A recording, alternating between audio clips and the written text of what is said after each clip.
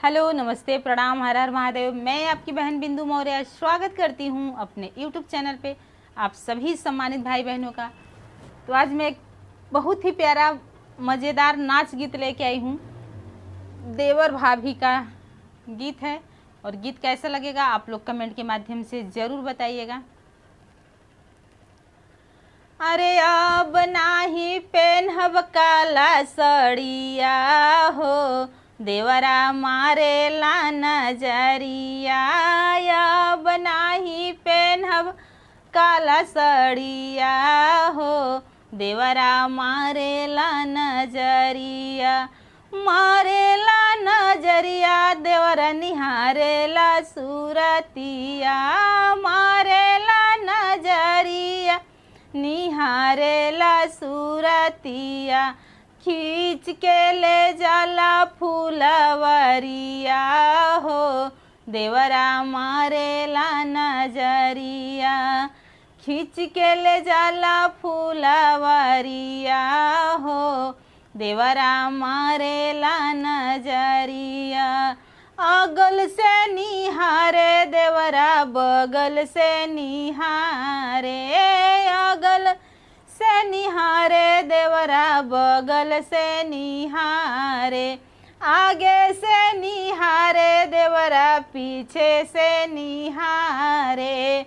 आगे से निहारे देवरा पीछे से निहारे। मन कर देही ओ के गरिया हो, देवरा मारेला नजरिया। मन कर देही ओ के गरिया हो, देवरा मारेला नजरिया। अब नाही पेन्हब काला सड़िया हो, देवरा मारेला नजरिया। मारेला नजरिया निहारेला सूरतिया। मारेला नजरिया निहारेला सूरतिया।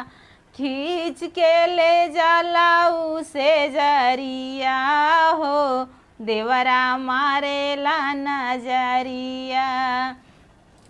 खींच के ले जाला उसे जरिया हो, देवरा मारेला नजरिया।